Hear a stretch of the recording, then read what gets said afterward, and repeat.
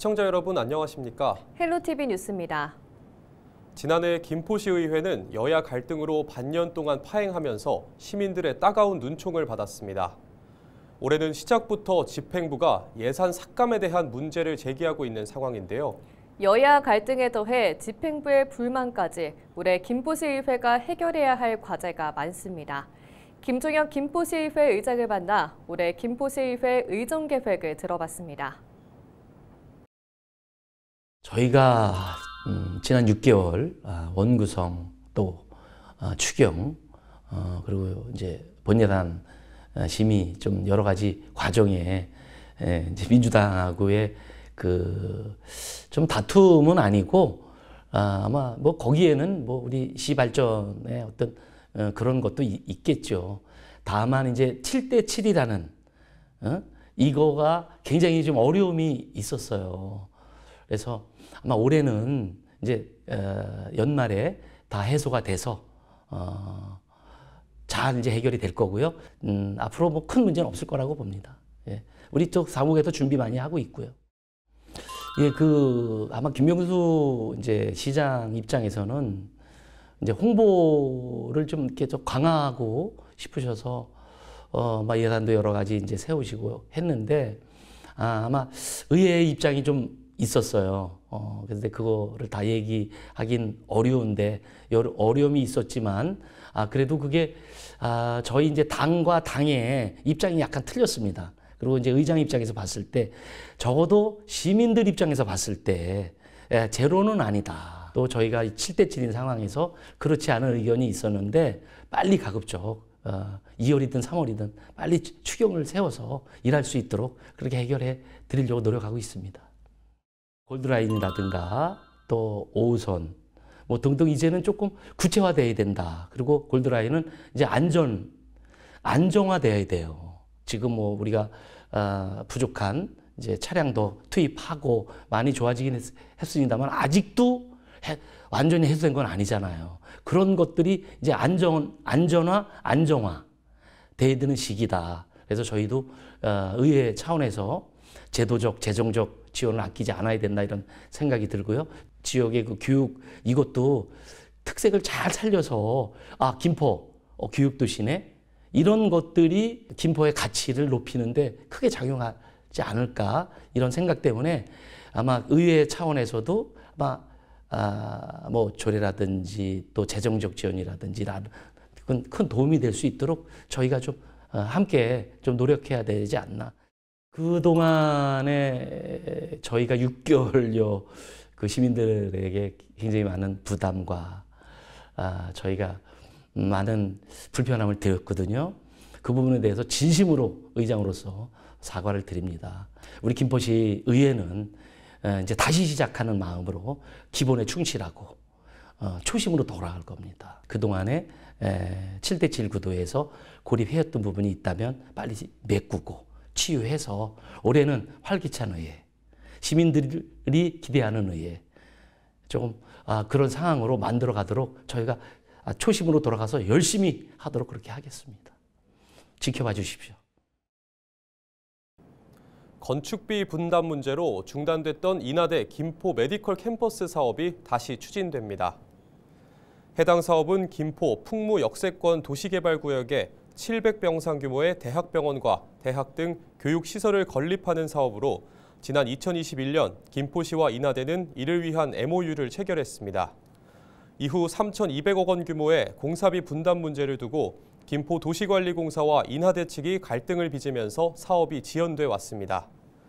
김포도시관리공사에 따르면 인하대 측은 지난해 11월 김포 메디컬 캠퍼스 부지 무상 공급과 건축비 100억 원 지원을 조건으로 사업 추진 의사를 밝힌 것으로 알려졌습니다. 김포도시관리공사는 인하대 측이 해당 지원 조건을 토대로 김포 메디컬 캠퍼스 사업계획서 용역을 진행하고 있다며 용역이 끝나는 대로 김포 메디컬 캠퍼스 조성 방안을 구체적으로 수립할 계획이라고 밝혔습니다. 부평구가 자연재해 안전도 진단에서 최고 등급을 받았습니다. 구는 최근 행정안전부가 실시한 2024년 자연재해 안전도 진단에서 최고 등급인 A등급을 받았다고 밝혔습니다. 군은 방제 대책 추진과 시설 점검, 정비 두 분야에서 높은 평가를 받았습니다. 이에 따라 군은 추후 자연재해 발생 시 피해 복구비 국고 지원을 2% 추가로 받게 됐습니다.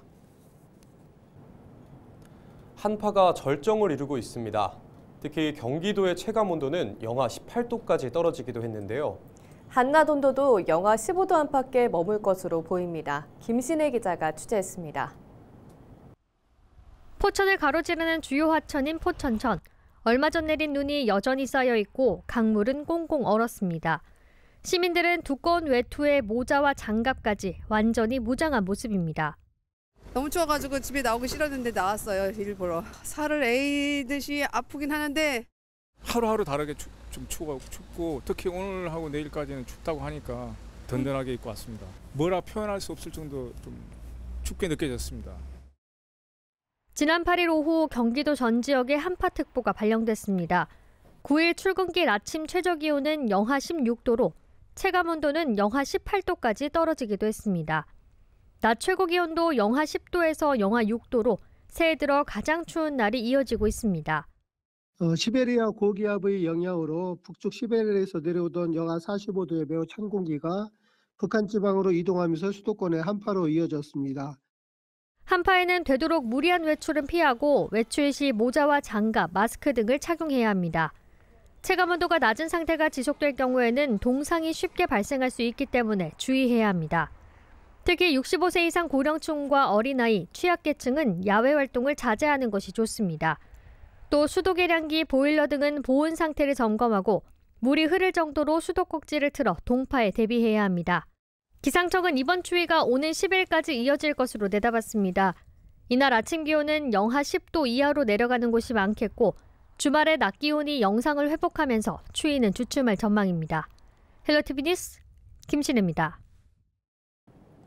인천과 경기 등 수도권 대부분 지역에 한파특보가 내려진 가운데 하루 종일 바람이 강하게 불며 이번 겨울 들어 가장 추웠습니다. 이 추위는 10일까지도 이어집니다. 최저기온은 인천 영하 11도, 부천과 김포는 영하 12도까지 떨어지겠고 체감온도가 영하 15도를 밑돌면서 매서운 날씨가 이어지겠습니다. 바람도 강하게 불어 산불을 포함한 각종 화재 예방에도 주의를 기울여야 합니다. 강추위는 10일까지 절정에 달한 뒤 주말쯤 차츰 평년 기온을 회복하겠습니다. 수도권 지자체는 이번 한파와 관련해 비상근무 체계를 유지하고 있습니다. 경기도 전역에 한파특보가 내려지면서 경기도는 재난안전대책본부 비상 1단계 가동에 들어갔습니다. 비상 1단계가 발령되면 경기도는 자연재난과장을 담당관으로 복지, 상하수도 분야 공무원들이 비상근무를 합니다. 경기도는 한파 피해를 최소화하기 위해 노인 등 취약계층의 안전 확인을 강화하고 한파 쉼터 운영 상황을 점검하도록 각 시군에 요청했습니다. 김동연 지사는 이번 주 갑작스러운 기온 하강에 따라 한파 피해가 우려된다며 노약자 등 취약계층에 대한 안전은 물론 농축업 등 산업 분야까지 세심하게 살펴달라고 담당 부서에 지시했습니다. 기상청은 지난 8일 밤 9시를 기준으로 남양주 등 경기 동북부 10개 시군에 한파 경보를, 수원 등 나머지 21개 시에는 한파 주의보를 발령했습니다. 올해 서울에서 아이를 낳은 무주택 가구는 한 달에 30만 원씩 2년 동안 최대 720만 원의 주거비를 받습니다. 서울시는 서울에 사는 무주택 가구가 아이를 낳더라도 계속 서울에 거주할 수 있도록 수도권 아파트와의 월 주거비 차익인 30만 원을 2년간 지원하겠다는 계획입니다. 지원 대상은 중위소득 180% 이하면서 전세가 3억 원 또는 월세 130만 원 이하 임차주택에 거주하는 가구입니다. 서울시는 5월부터 참가자를 모집한 이후 자격검증을 거쳐 10월쯤 선정 결과를 발표하고 오는 12월에는 주거비를 지급할 예정입니다. 경기도가 화성 아리셀 화재, 제주항공 여객기 사고 같은 대형 사회재난 피해자에게 재난위로금을 지급합니다. 도는 경기도 사회재난 구호 및 복구 지원에 관한 조례에 따라 화성 아리셀 화재처럼 사고 규모와 피해가 큰 재난이 발생한 경우 도 재난안전대책본부 심의 의결을 거쳐 위로금을 지급할 수 있습니다. 위로금은 사고 발생 당시 최저 생계비, 재난 규모, 피해 정도 등을 고려해 도 재난대책본부에서 결정한 금액으로 지급합니다. 이런 가운데 도는 다음 주 재대본 심의를 열어 제주항공 여객기 사고 도민 희생자 5명에 대해서도 1인당 561만 8천 원의 재난위로금을 유족에게 지급할 계획입니다. 도는 또 전담 공무원을 유족과 연결해 심리 상담과 법률 지원, 자녀 도움 등을 지원한다는 방침입니다. 인천시는 고독사 위험자를 찾아내 맞춤형 돌봄이나 일자리 등을 지원하는 시행 계획을 최근 수립했다고 밝혔습니다. 시는 고독사 예방 전담 인력 4명을 지정해 업무 전문성을 강화하고 고독사 위험자들이 모임과 문화생활 등 외부 활동에 참여하도록 유도하는 사회관계망 형성 프로그램도 운영할 방침입니다.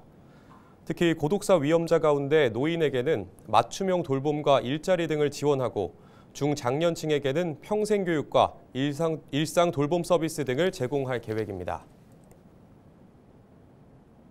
경기도 특별사법경찰단은 9일 목욕장 내 불법 행위를 수사해 신고 없이 매점에서 음식을 판매하거나 소비기한이 지난 제품을 보관하는 등 총 11건을 적발했다고 밝혔습니다. 경기도 특사경은 지난해 12월 9일부터 12월 20일까지 2주간 찜질방, 사우나 영업을 하는 목욕장 업소와 그 부대시설 등 91개소를 대상으로 집중 수사를 진행했습니다. 주요 위반 행위는 관할관청에 신고하지 않고 식품 접객업소를 운영하거나 소비기한이 경과한 제품을 교육용, 폐기용 표시 없이 보관, 관할관청에 신고하지 않고 대기오염 배출시설을 운영한 행위 등입니다. 적발된 업체는 각각 해당 법률에 따라 징역 또는 벌금형에 처해집니다.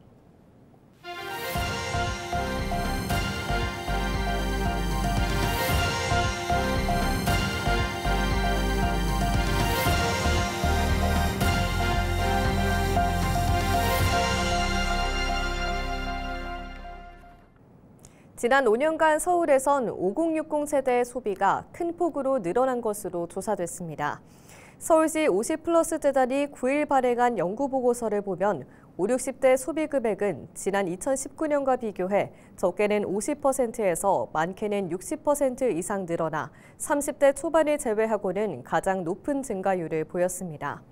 소비 증가율은 특히 온라인 업종에서 두드러졌으며 50대 초반의 경우에는 5년 전과 비교해 교육비 소비가 늘어난 것으로 확인됐습니다.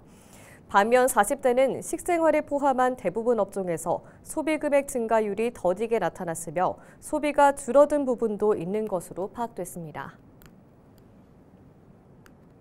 서울시가 설 명절을 맞아 오는 14일부터 4일 동안 서울사랑 상품권을 5% 할인된 가격에 판매합니다. 서울사랑 상품권은 1인당 한 달에 50만 원까지 구매할 수 있고 150만 원까지 보유할 수 있습니다. 이번에 발행되는 상품권은 각 자치구 가맹점에서만 쓸 수 있는 지역 상품권입니다. 서울시는 상품권 구매 앱에 접속자가 몰리지 않도록 3일간 자치구별 판매 날짜와 시간을 다르게 지정했습니다. 양천과 은평 지역 상품권은 14일 발행 예정입니다. 유정복 인천시장이 시의 주요 정책 소개를 위해 직접 나섰습니다. 유 시장은 지난 8일 남동구 노인복지관 대강당에서 시정공유회를 진행했습니다. 시정공유회는 그동안 연말 연초 공직 내부에서 주요 업무를 보고하던 방식을 벗어나 시민들에게 시정 성과와 계획을 직접 설명하고 의견을 수렴하기 위해 마련됐습니다. 이날 시정공유회는 시민 중심 복지 실현을 주제로 진행됐습니다. 이날 유 시장은 취약계층을 두텁고 따뜻하게 지원하고 시민 건강을 예방부터 치료까지 책임지겠다며 시민 누구도 소외되지 않도록 복지 서비스 접근성을 높이겠다고 밝혔습니다.